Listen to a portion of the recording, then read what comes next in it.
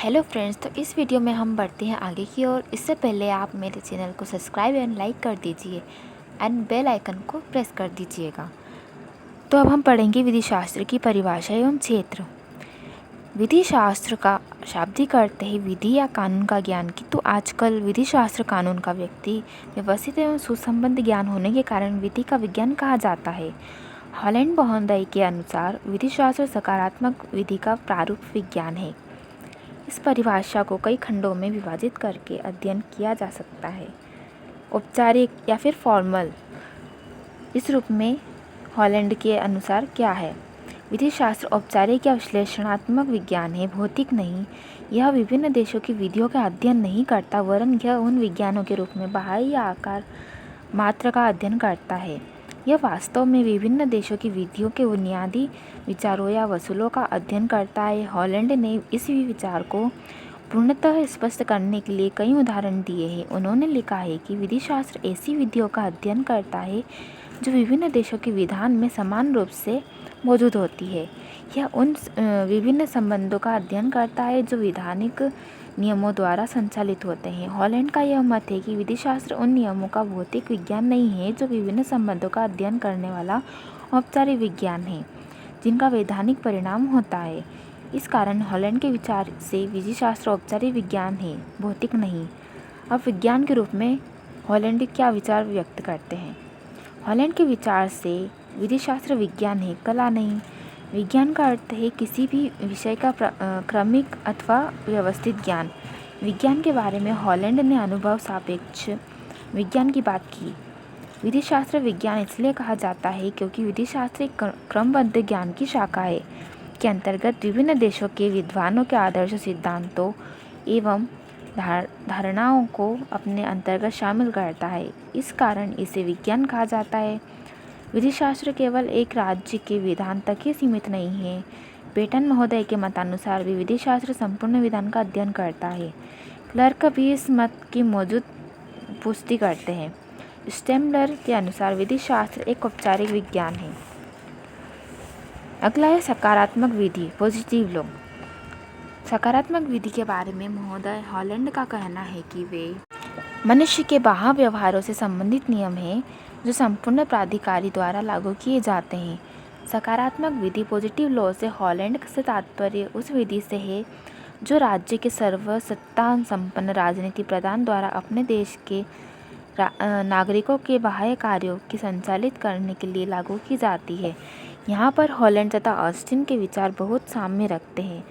वे विधि शास्त्र की विशेष सामग्री को सुस्पष्ट विधि बताते हैं, परंतु हॉलैंड की परिभाषा ऑस्टिन की परिभाषा से इस अर्थ में भिन्न है कि हॉलैंड के लिए विधि शास्त्र सुस्पष्ट विधि का औपचारिक विज्ञान है, जबकि ऑस्टिन के लिए यह विज्ञान मात्र ही है।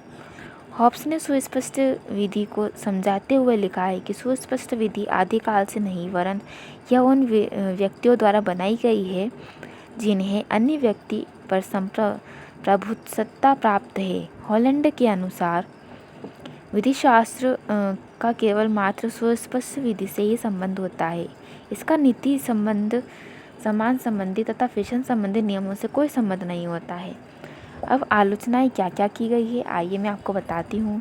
हॉलैंड की परिभाषा की बड़ी आलोचना की गई है। प्रोफेसर ग्रे ने औपचारिक शब्द के कारण ही हॉलैंड की परिभाषा को संकीर्ण एवं अस्पष्ट बताया है।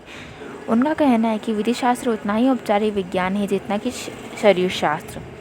जिस प्रकार अस्थियाँ, मांसपेशियाँ एवं स्नायु शरीर शास्त्र के अध्ययन के विषय होते हैं, उसी प्रकार विधि शास्त्र के लोगों के कार्यों में और बर्दाश्त करने की ताकत तथा ठोस काम करने और ठोस काम न कर सकने की हालत में बर्दाश्त करने की वजह से पैदा होने वाली घटनाओं का अध्ययन करता है। जिस तरह शरीर शास्त्र अपने विषयों का निपटारा करता है, उसी तरह विधि शास्त्र भी अपने विषयों का अध्ययन करके उनका निपटारा करता है। दूसरा, डॉक्टर एडवर्ड जैक्सन के द्वारा हॉलैंड की परिभाषा की कटु आलोचना की गई। उनका कहना है कि औपचारिक शब्द का प्रयोग करके हॉलैंड ने विधि शास्त्र के आकार पर अधिक जोर दिया है, उसके अनुसार विषय नहीं पर नहीं। डॉक्टर जेंस के शब्दों में यह सच है कि विधि शास्त्री विधि को उसके आकार से ही समझते हैं। विधि के आकार से ही बुनियादी नियमों को, विषय की तह में मौजूद परतों को हम जान सकते हैं और समझ सकते हैं।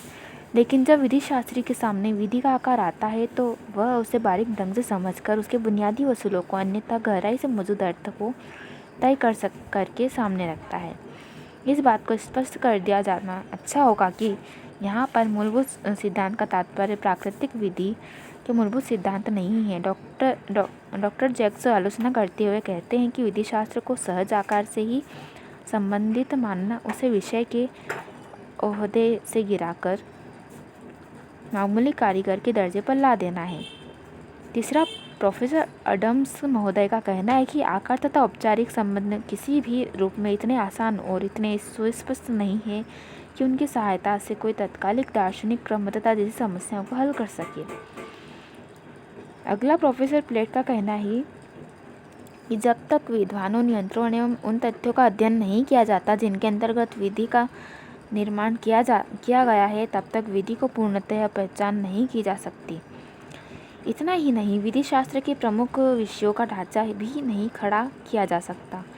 विधान की समस्त सामग्री से पृथक स्वामित्व का संविधान तक के ही सामान्य सिद्धांतों को बनाने का प्रयत्न करना उसी प्रकार होगा जिस प्रकार ईंधन के बिना ही नहीं वरन मिट्टी के ही बिना ईंटों के बनाने का प्रयत्न करना। तो इस प्रकार हमने समझा कि किस प्रकार से हॉलैंड की परिभाषा की आलोचना की गई है। अगली वीडियो में मैं आपको बताऊंगी विधि एवं नैतिकता में परस्पर संबंध क्या है। मिलते हैं नेक्स्ट वीडियो में। जब